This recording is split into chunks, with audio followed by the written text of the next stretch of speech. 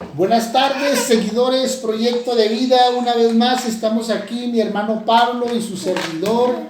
Por este medio queremos expresarles un tema más, llamados Reyes y Sacerdotes. Pablo, Así es, Rafa. Dios te bendiga. Dios te bendiga, bro. ¿Cómo estás? Pues bendecido, mira aquí, disfrutando de las misericordias que son nuevas cada mañana. Cada mañana. ¿Verdad? Y expresando, ¿verdad?, esas misericordias, Pablo. Así es. Pues gracias a Dios porque estamos con bien, ¿verdad? Es una señal de que la misericordia de Dios está presente en nuestra vida, aunque a veces ni cuenta nos damos. Así es. A veces ni cuenta nos damos y la misericordia de Dios de una manera u otra se hace presente y es el motivo por el cual compartimos la palabra, porque Amén. es una oportunidad más que se nos da a nosotros de poder compartirlo y de aquellos que pueden escucharlo, ¿verdad? O recibirlo. Entonces, para ambas partes, tanto de aquí para allá, de allá para acá, pues hay misericordia de Dios, Rafa, y pues este tema está bueno, Rafa, Reyes y Sacerdotes. Entonces, hablando ya en un lenguaje cristiano, un lenguaje cristocéntrico, ¿verdad? Más para los hijos de Dios, recordar de dónde venimos, Amén. qué es lo que Dios ha hecho en nuestras vidas, dónde nos ha posicionado. O sea, trae mucho este tema. Así es, ¿verdad? Lo podemos poner, Pablo, de la vileza a la realeza. Qué tremendo. De la humillación a la exaltación, brother. Y como punto de partida vamos a Apocalipsis capítulo 1, versículo 6. ¿Qué nos dice Pablo ahí? Dice 1:6: y nos hizo reyes y sacerdotes para Dios su Padre. A Él sea gloria e imperio por los siglos de los siglos. Amén. Aquí vemos, brother, la grandeza del Señor Jesucristo. Si alguien conoció la humillación, fue el Señor. Profetizado siglos atrás por el profeta Isaías cuando dice: humillado y desechado por los hombres, varón experimentado en quebranto, ¿verdad? Si alguien conoció la humillación, fue el Señor Jesucristo. Ahora vemos cuando Él vino en carne, el rechazo desde que nació, Pablo, lo rechazaron. Creció, lo rechazaron, tanto que lo exhibieron públicamente en la cruz, ¿verdad? Pero antes de la cruz, la humillación fue que lo escupieron, lo abofetaron, lo laceraron, infinidad de cosas. Pero después de su muerte, resucitó y se sentó a la diestra del Padre con poder y gloria. De la humillación a la exaltación, de la vileza a la realeza. Y vemos su misericordia, brother. Que esa realeza, que esa exaltación la comparte con nosotros, Pablo. Amén. Y somos parte de ello ahora. Amén. Somos parte de la realeza. Entonces no hay por qué sentirnos menos, ¿no? Habrá quien diga: ay, yo, pues no he cambiado nada, pues quién soy yo para que se fijen en mí, o sea, pues, se puede pensar de esa manera, ¿verdad? Haciéndonos sentir incluso nosotros mismos menos, o que alguien que no esté lejos de este tema, que no conoce el tema, va a decir: ay, pero pues tú ¿quién eres? ¿Quién eras antes? Para empezar, ¿quién eras antes? O sea, eras de lo peorcito.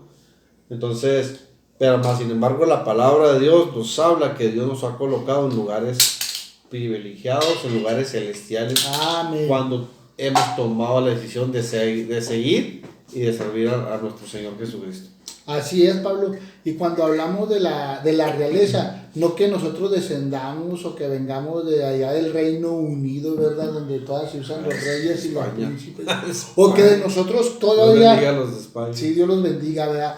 A todas las naciones. O que nosotros vengamos como de los de Hitler, brother, que decía que por nuestras venas corre sangre azul. No, por nuestro cuerpo, espiritualmente, como hemos aceptado al Señor Jesucristo, su divina sangre ha sido derramada para ser lavados y redimidos, para ser reyes y sacerdotes por medio de nuestro Señor Jesucristo. Así es. ¿Verdad, Pablo? Aquí vemos. Pero vamos a entender una cosa. ¿Qué es rey, brother?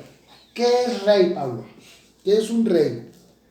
Ay, mira, pues rey, para empezar, es soberano, es investido de toda autoridad suprema. Es investido. O sea, es como te dijera, tiene una cobertura que no cualquiera lo puede tener. O sea, es una cobertura, es como un paquete, ¿no? Una cobertura extensa. Ándale, o sea, un paquete que lo trae todo, ¿sí? Revestido de toda autoridad suprema. Generalmente de por vida y por derecho de sucesión. Entonces, aleluya. Esto es de por vida, a menos de que, pues ya, como luego se dice, cuelgue los tenis, o sea, que parta a otra vida, o que le quiten la vida, pero esto es de por vida. Esto es lo que es un rey, soberano, investido de toda autoridad suprema, o sea, es el que puede decidir, ¿sí? Es el que puede decidir, dar el sí o dar el no. Entonces, vemos las historias de los reyes en aquel tiempo, en el Antiguo Testamento, cuando nos habla la Biblia de que ellos estaban revestidos de toda autoridad suprema y ellos eran los que tomaban las decisiones. Ellos sabían qué era lo que se tenía que hacer y qué lo que no se tenía que hacer. Amén, así y todos se sujetaban a lo que el rey dijera. Así es. Y fíjate, Pablo, colaborando lo que tú dices, ¿verdad? Lo que es un rey es una investidura, un respaldo.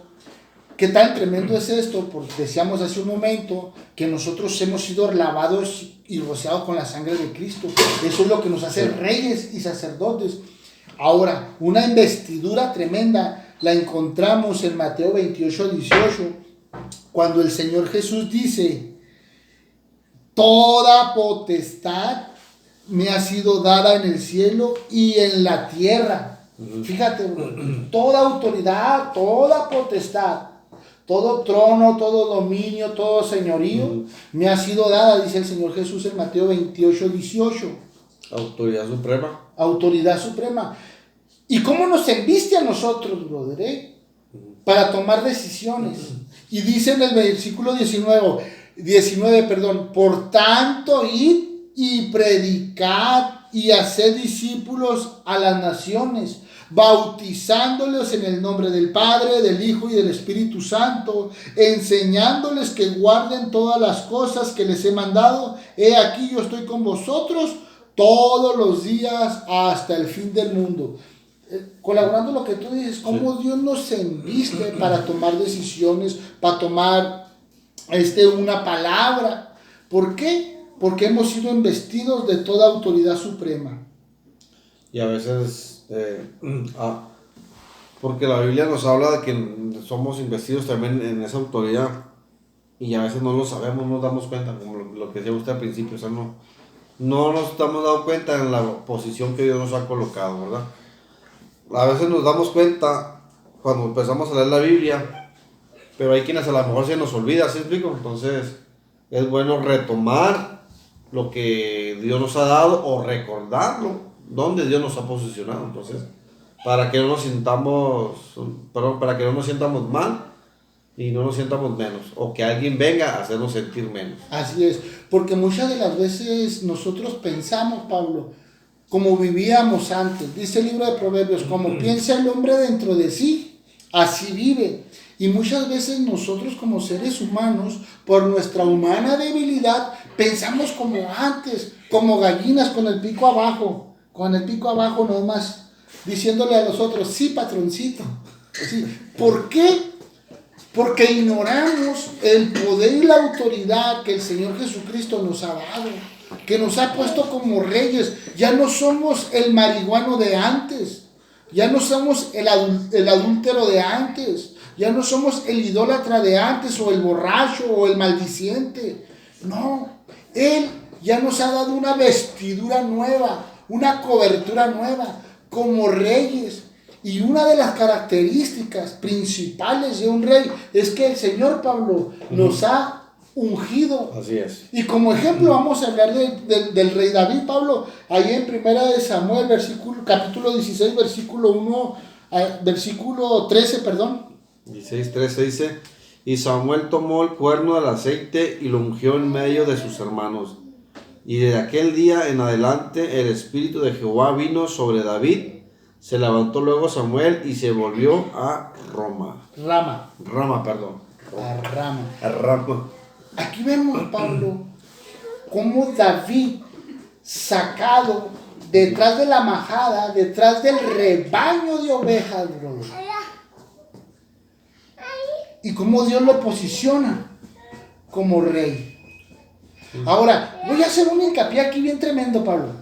Sí, déjate caer. Oye, déjame, me voy a dejar caer la greña, ¿verdad? Déjate la greña, déjate larga. Parezco Sansón. La piolla. Sí, ya está creciendo. Mira, bro, hablábamos ahorita de nuestra forma de pensar.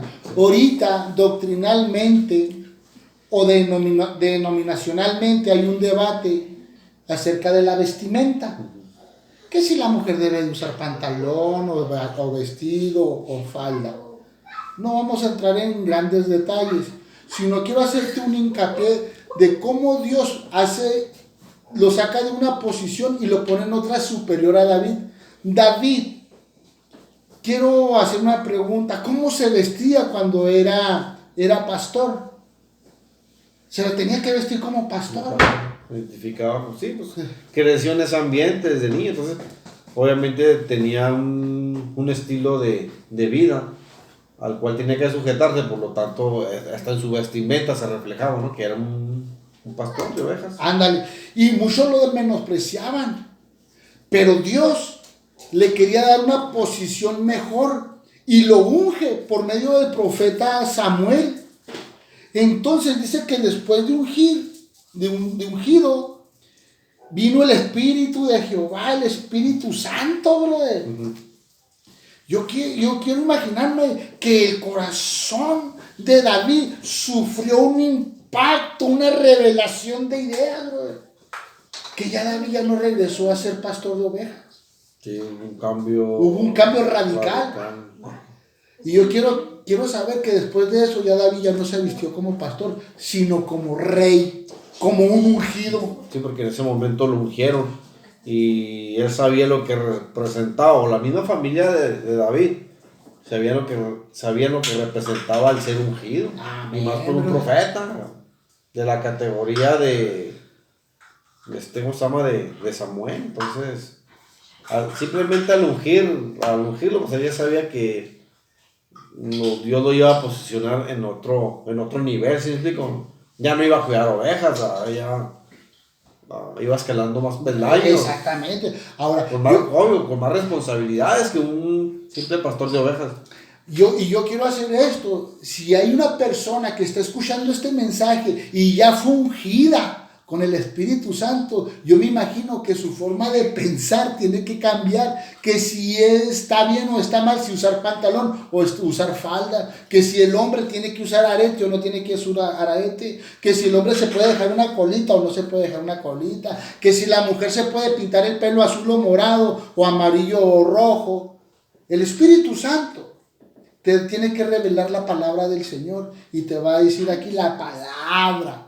No debes de buscar la aprobación del hombre.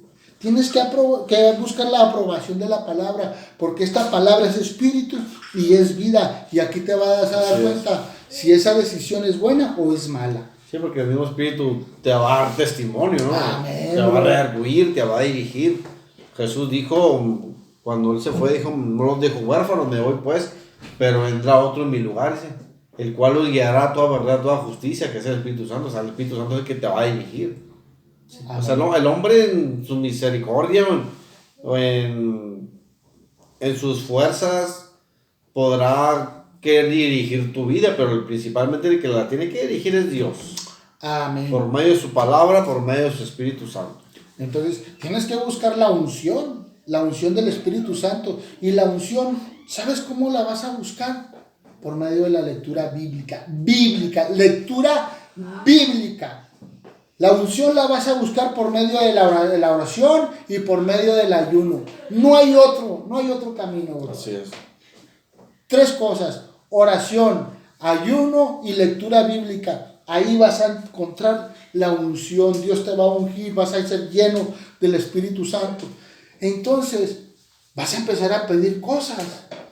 ¿Y cuáles cosas tienes que pedir? Hablábamos del tema de pasado, sabiduría, Pablo. Sabiduría. Muy importante tener sabiduría en la vida cristiana. ¿Por qué? Porque ya no nos vamos a agradar a nosotros, Pablo. Vamos a tener que agradar ¿a quién? A Dios. A Dios. Y quiero leer Primera de Reyes, capítulo 3, versículos 7 al 9. ¿Qué dice? Ahora pues, Jehová Dios mío, tú me has puesto a mí como siervo por rey en lugar de David mi padre, y yo soy joven, no sé cómo entrar ni salir, y tu siervo está en medio de un pueblo al cual tú escogiste, un pueblo grande que no se puede contar, ni numerar por la multitud. Da pues a tu siervo corazón entendido para juzgar a tu pueblo, y para que tener discernimiento entre lo bueno y lo malo, porque ¿quién podrá gobernar a un pueblo tan grande? Que está fuerte esto. Hoy vemos aquí como Salomón, ¿verdad?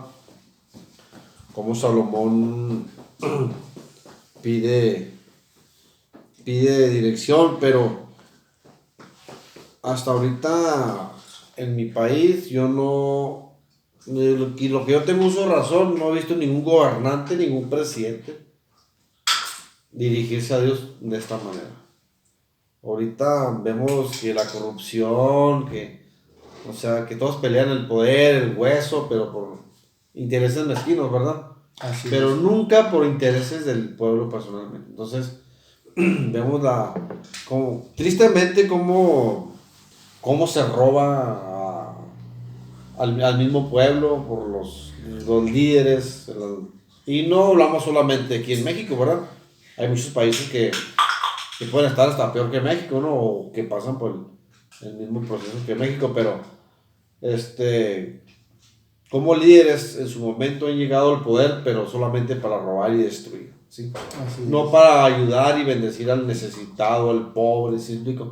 Entonces vemos una gran diferencia de un hombre que pide sabiduría, no pide dinero, no pide otras cosas, pide sabiduría para dirigir una nación tan grande, y en sus palabras lo expresa, una nación tan grande que necesita un buen líder con sabiduría para poder corregir muchas cosas. Entonces ahí es donde nosotros como cristianos tenemos el deber de seguir orando para que tengamos un buen gobernante, un buen presidente. Hoy el que ha cambiado un poquito las cosas de sexenios pasados al que está hoy actualmente, pues es Andrés Manuel López Obrador. Ha cambiado un poco, ¿verdad? Entonces viene con otra mentalidad, pero de ahí para atrás, sí. O si ves gobernantes de otras ciudades, otros estados, pues están hechos garras. Entonces hay que seguir orando. Hay que seguir orando por nuestra gente, por nuestro país, por nuestros líderes políticos. Aunque nos caigan gordos, ¿no? Sí. Aunque nos demos cuenta que estén haciendo fraude y todo, pero hay que seguir orando, que Dios haga algo. Así es, Pablo, porque ahorita tú hablabas de un punto muy importante donde a México se ha hundido en la miseria. Oramos por nuestro país, que Dios tenga misericordia y que Dios bendiga a México. ¿Por qué? Porque México se ha hundido en esta palabra, en la corrupción. Hay corrupción moral, espiritual, social. En esto de lo de social, Pablo, ya lo bueno le hemos llamado malo y a lo malo le hemos llamado bueno. México se ha corrompido y en una corrupción espiritual. Porque ahorita si hablamos religiosamente, toda religión ha defraudado. La cristiana evangélica, la católica, la testiga de Jehová, la mormona y las habidas y por haber. Si hablamos religiosamente, toda religión ha defraudado por la corrupción. Tremendo es esto. Y si hablamos de política, pues ni se diga. Por eso, el rey tiene que pedir sabiduría. Y si tú como rey pides sabiduría, sabrás gobernar a tu casa, primeramente. Porque por ahí alguien dice que el buen juez por su casa empieza. Tremendo, ¿verdad? Si tú enseñas a tu familia los principios, los valores espirituales que expresa la palabra de Dios, vamos a tener una nación en potencia. Pero si la nación no tiene el fundamento bíblico, esa nación está perdida, brother. Sí. Necesita dirección de Dijo Dios. el salmista, bendita la nación cuyo Dios es Jehová. Amén. Hombre, tremendo, ¿verdad? Vamos a gozarnos, echarle ganas, o sea, hay que saber dónde estamos posicionados, ¿verdad? Sobre todas las cosas. Y el rey, para empezar, pues también imparte justicia. O sea, un rey no es solamente un rey para hacer cambios, sino sobre todo que tiene que impartir justicia. Donde se tiene que hacerlo, se va a impartir justicia, ¿verdad? Que ahorita actualmente pues se pierde esa visión de impartir la justicia, entonces por la misma corrupción que hay. Pero un rey tiene que impartir, para empezar, justicia. Tiene que hacerse presente como rey. Sí. Y para tomar esa justicia, pero se tiene que tomar una decisión bien drástica, una decisión fuerte. Y como ejemplo, vea, tenemos al rey Salomón, un rey sabio, que como impartía justicia de una manera extraordinaria. Y como ejemplo claro está una historia muy bonita. Esta historia, si tú tienes ahí una Biblia a la mano o en tu casa, te invito a que tú leas esta historia del rey Salomón en el capítulo 3 del versículo 16 al 27. Y esta historia habla de dos mujeres. Estas dos mujeres vivían juntas y cada una tuvo un hijo. Pero a una se le murió una noche, tuvo una muerte de cuna. Entonces, esta mujer, al darse cuenta que su hijo se había muerto, fue y le robó el niño a su compañera y se lo cambió. Le puso el muerto a su compañera y el vivo se quedó con ella. Cuando aclaró el día, la mujer se dio cuenta que el niño muerto no era el de ella. Y hubo un conflicto, Pablo. Entonces vinieron a la presencia del rey para que el rey hiciera justicia. Pero imagínate, era la palabra de una contra la otra, no había otro testigo más que ellas mismas. Imagínate, era muy difícil, ¿no? Saber, y menos si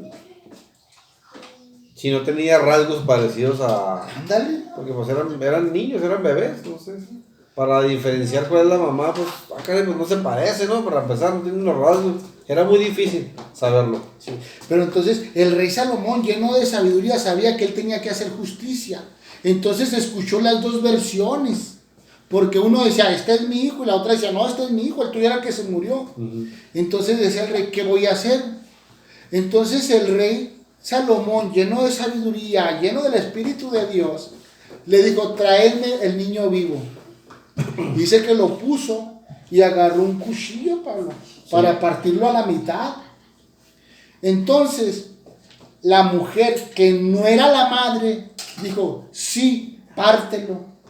Pero la mujer que era la madre, dijo, no, rey, no lo partas, dáselo a ella.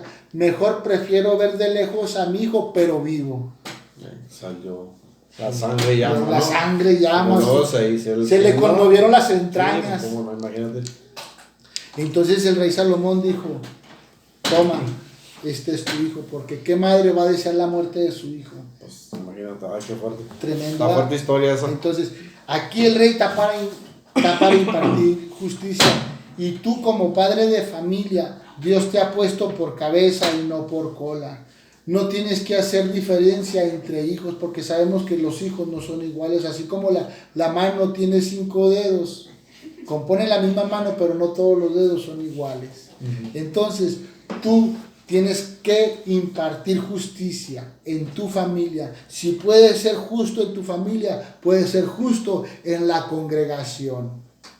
Tremendo, Sí, ¿verdad? sí, porque como decíamos ahorita, el buen juez por tu casa empieza, entonces es lo que hace la diferencia, de que si haces o impartes justicia en tu hogar, pues tendrás que hacer también allá. Pero si no lo haces en la casa y quieres hacerlo afuera, pues ¿cómo? Por ahí le ¿Dónde dicen está a un el hermano, ejemplo? le dicen a un hermano candilito. El candilito. No, no debes de ser un Todo. candilito, no. ¿Cómo es candil en la calle y oscuridad Oscuridad en tu en la casa? casa. No. Tienes que ser candil en la calle y candil en tu casa. Así es. Entonces, Pablo, muchas de las veces, brother, hablando humanamente, nosotros también podemos hacer un buen trabajo como reyes, porque un rey protege también, un rey provee, sí, pero estamos pasando por alto lo mejor, el sacerdocio. Porque como cristianos, Pablo, sí, como yo ya no me drogo, sí, como yo ya no tomo, yo ya no fumo, le dedicamos también mucho tiempo, brother, al trabajo.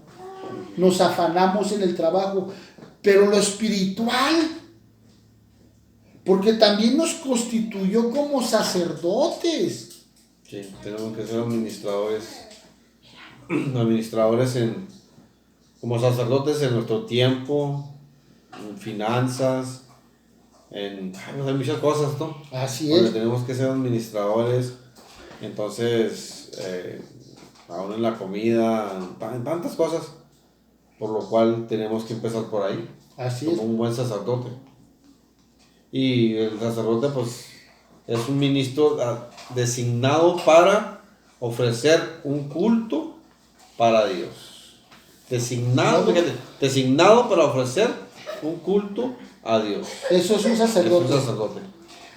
Pero un culto lo puedo ofrecer nada más en la iglesia, Pablo. O sea, en el edificio, en la casa de oración, por decirlo. ¿O dónde puedo yo ofrecer ese culto para Dios, brother? Eso lo podemos ofrecer en la casa, no precisamente en la iglesia, ¿verdad?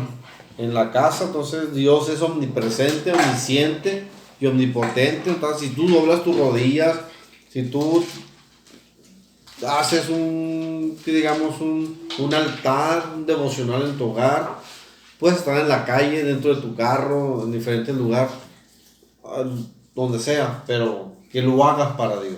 Así es lo importante. Entonces, si nosotros como sacerdotes somos asignados para ofrecer un culto a Dios, Pablo, lo primero que debe de haber es un sacrificio. Porque eso es lo que hace un sacerdote, ofrece sacrificios. Entonces, el primer sacrificio tiene que ser personal y espiritual. Quiero agregar un punto aquí, no hay que hacerlo con el fin de que otros nos vean. ¿Sí me explico? Amén.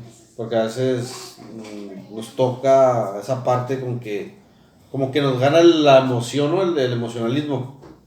Y queremos vernos muy espirituales. Así como aquel fariseo, yo sí oro, Ándale. yo sí ayuno, yo sí diezmo, yo sí ofrendo. Exactamente. Lo hacemos a veces para que la gente nos vea y, deslumbrarlos. No, es para Dios más que nada. Entonces, se pueden cometer muchos errores en el sentido de que quieres agradar al hombre y no a Dios. Entonces, a veces nos toca el error de que queremos agradar al hombre porque el hombre es el que nos está viendo y el hombre es el que nos puede colocar o nos puede muchas veces, si el hombre ejerce cierta autoridad, creemos que el hombre nos puede colocar en cierto lugar. Entonces, y no es así, no es para ganarnos al hombre, hay que ganarnos a Dios. Así es. Entonces, la vida del sacerdote tiene que comenzar en un sacrificio personal y espiritual.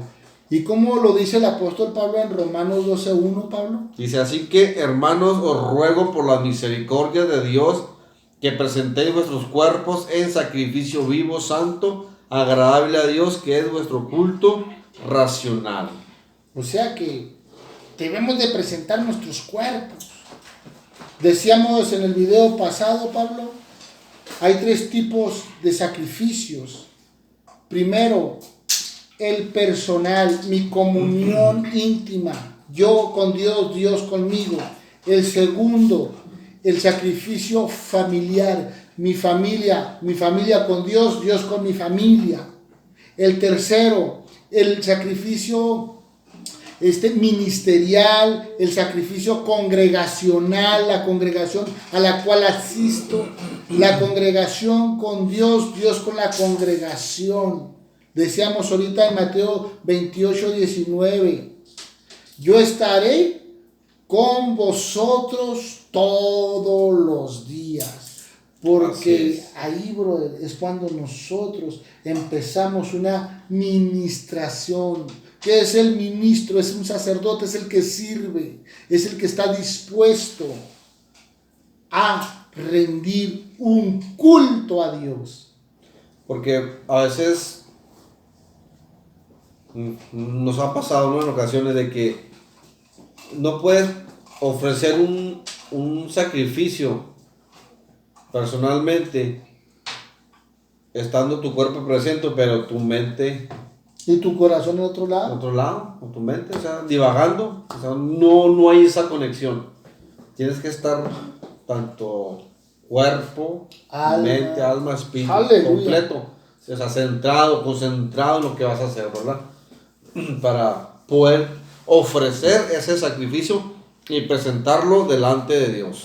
Amén. Un sacrificio santo, o sea, en orden, con sentido, con seriedad, agradable, que a Dios le agrade. O sea, vas a hacer lo que a Dios le agrade.